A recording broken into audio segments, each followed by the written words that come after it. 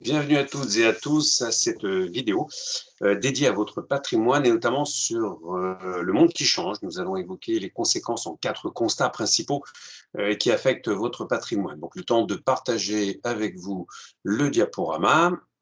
Très bien.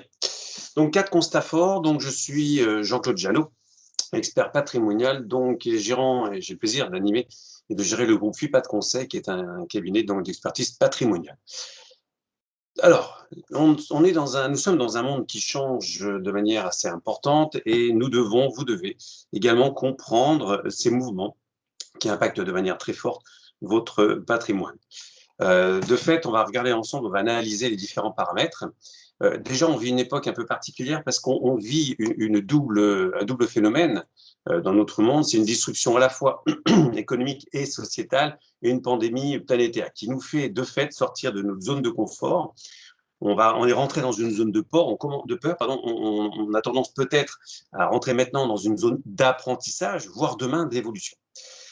Premier constat que l'on peut tirer, c'est que recherche actuellement, depuis un certain temps déjà, mais actuellement encore l'épargne. On a beaucoup de sécurité, que ce soit sur l'épargne immobilière, la finance ou dans le monde en général. On cherche à préparer sa retraite, à défiscaliser, on cherche beaucoup à payer moins d'impôts, mais on ne fait pas assez attention au rendement sur les actifs sur lesquels on investit. Souvent, on a des actifs qui, après impôts directs, indirects, après les frais de gestion des travaux, etc., et après l'inflation, vont générer un rendement inférieur au taux de la dette que l'on génère souvent pour acheter un actif, par exemple immobilier. Et donc, vous êtes plus souvent dans une zone d'appauvrissement que d'enrichissement. Ça, c'est un constat qui est très fort, mais qui est très lié au deuxième. Quel est le patrimoine des Français en général? On s'aperçoit, suite à l'étude de l'AMF, l'autorité des marchés financiers, en novembre 2020, qu'aujourd'hui, le patrimoine des Français il est principalement constitué, alors déjà avant Covid, mais encore plus maintenant, de livrets d'épargne, comptes sur livret, des placements d'assurance vie en euros, majoritairement aussi, de biens immobiliers, résidence principale, voire investissement locatif ou plan d'épargne logement. Fort de ce constat, on a tiré ce tableau où on voit aujourd'hui ces 5 enveloppes.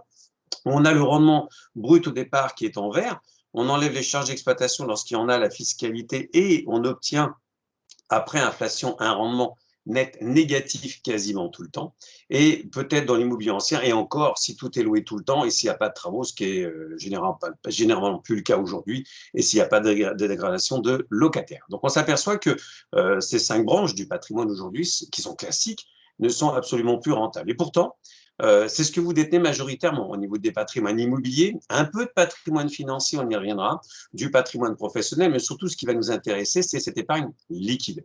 Aujourd'hui, 86% de cette épargne liquide est détenue sur des livrets d'épargne, 44% sur de l'assurance vie, notamment en euros à 80%, et 32% sur l'épargne logement. On s'aperçoit que cette épargne liquide, vous en détenez, on est un peu les champions du monde, grosso modo 15% des Français ont épargné, ou les Français ont épargné en moyenne 15,6% de leurs revenus disponibles. En 2019, c'était environ 15, toujours, et avec ces vagues de confinement liées à la Covid, cette crise sanitaire, vous avez épargné environ 21,5% de vos revenus disponibles, ce qui est très, très conséquent, on va y venir. Regardez ce schéma. Au centre, vous avez le petit cochon d'épargne où justement vous avez 3 300 milliards aujourd'hui détenus à la fois sur les livrets A LDD pour environ 411 milliards, l'assurance vie en euros, 1430 milliards, et tous les comptes épargne variés, ici, épargne logement et autres. Ce qui veut dire que ce tableau qui n'est absolument pas rentable, vous détenez avec ces 3 300 milliards 2 fois la richesse de la France, 10 fois les recettes avant Covid de la France budgétaire en 2020 et 8 fois les dépenses avant Covid au niveau du budget français. C'est important. C'est important d'autant plus qu'on voit également que l'épargne détenue sur l'assurance vie en euros est de moins en moins rentable. On le sait très bien, les taux baissent, donc forcément les taux de rendement sur l'assurance vie en euros diminuent. On a un effet de ciseau avec l'inflation qui était annoncé l'année dernière à 0,7, 0,8 et qui va certainement encore monter cette année. Et donc l'assurance vie en euros n'est plus rentable, ne génère plus du pouvoir d'achat supplémentaire. On le voit bien ici avec la baisse des taux qu'on a depuis les années 1980. Les taux sont négatifs. Comment voulez-vous avoir des taux positifs sur votre épargne, sur les contrats d'assurance vie en euros? L'épargne liquide, donc, ok, ça vous rassure, c'est très bien, c'est des vrais gains de pouvoir d'achat, mais c'est un manque de confiance dans l'avenir aujourd'hui et c'est le signe d'un pays qui vieillit quand même de manière importante. La seule vraie bonne nouvelle qui est assez encourageante, c'est que la France n'a aucun problème de pouvoir d'achat au regard de ses réserves, de vos réserves. Si on regarde maintenant l'épargne financière, alors tout allait bien avant la Covid, on avait des performances sur les marchés financiers qui étaient relativement intéressantes, des belles projections de croissance. On sait que en France, notamment, 1,5 de croissance permettait de limiter le chômage. Et puis, si on regarde l'épargne immobilière, on s'aperçoit qu'on est sur un plateau très haussier au niveau de la valeur, avec une hausse continue depuis les années 98 jusqu'à aujourd'hui, avec des petites baisses, des hausses derrière. Et puis, avec la Covid, on s'aperçoit qu'on est sur un plateau haussier très important, demande forte. Les ménages les plus solvables aujourd'hui accèdent encore à l'immobilier via des emprunts à des taux très très bas. Donc, crainte d'une bulle sur l'immobilier. Dans ce monde qui change, il va falloir comprendre quand même ce qui se passe. On a une disruption, je l'ai dit, économique, parce qu'on a une disruption digitale. Et une disruption économique, c'est quoi? On le voit ici, à chaque fois qu'on a eu un changement de cycle, on le voit ici, vous avez là une disruption à chaque fois qu'on a un changement de cycle économique. On vient de passer des nouvelles technologies de l'information et de la communication et des biotech à la digitalisation, la numérisation, qui fait qu'aujourd'hui, on change complètement d'air et donc on va créer de nouvelles activités, de nouveaux emplois pour en détruire d'autres. C'est la suite logique, entre guillemets, des cycles économiques.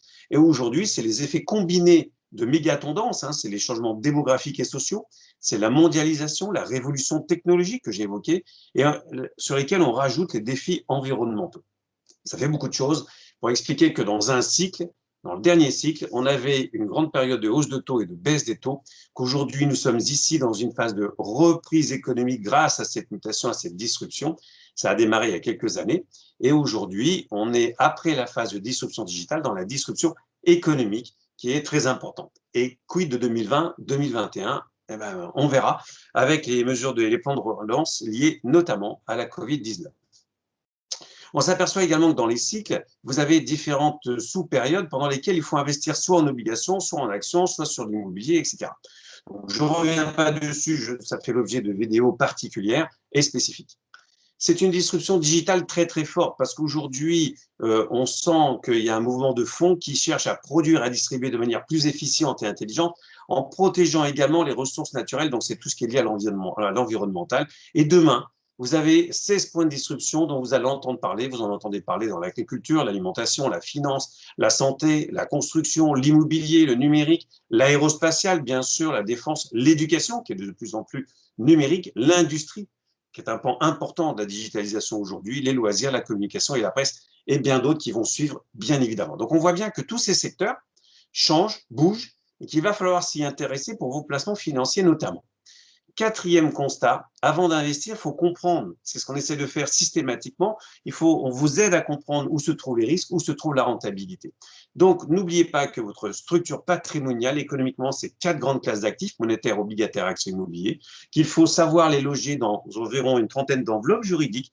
Comment je vais loger mes actifs dans mes enveloppes et quelles enveloppes je vais utiliser pour développer mon stock et mes flux patrimoniaux. Et je vais retrouver l'ensemble de ces enveloppes et de ces actifs dans 3 grandes enveloppes où je vais avoir une épargne de précaution, dite liquide, semi-liquide, c'est les placements financiers, et bloqué, c'est l'investissement. Il faut que vous appreniez à décrypter les risques patrimoniaux, maîtriser le droit, maîtriser les rouages de l'économie, les marchés immobiliers, les marchés financiers, sur quel support vous devez investir. Attention à la valeur, n'achetez pas trop. Est-ce que les actifs sur lesquels j'investis sont capables de me dégager des revenus durant le temps? Quels risques crédits, les risques juridiques, les risques fiscaux et les risques liés à la pandémie? Et quel est le monde de demain? Ça fait beaucoup de choses. Malgré tout, il faut savoir anticiper de manière systématique. Parce qu'investir, c'est mettre aujourd'hui votre argent au travail pour que demain, vous ayez du rendement et de la rentabilité. La rentabilité, c'est le cumul de la prise de valeur, donc acheter au plus bas pour avoir de la valeur future, et le rendement service, c'est le revenu distribué, c'est du loyer pour les revenus fonciers, ça peut être des dividendes pour les actions, etc. Il faut aussi savoir anticiper et savoir capitaliser.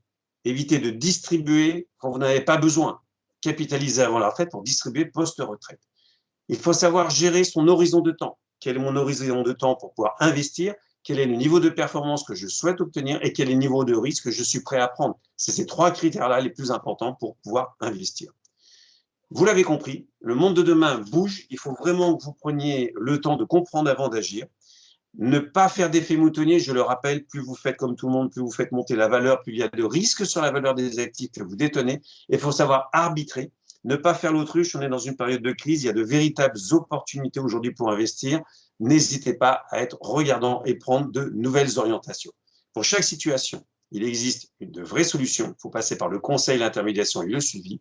Toute crise est un terreau d'opportunités. Et oui, aujourd'hui, on peut investir autrement, surtout avec les nouvelles opportunités liées au mouvement économique. Merci pour votre attention. C'était un peu rapide, mais j'ai 10 minutes. Merci pour votre présence virtuelle et à très bientôt, je l'espère.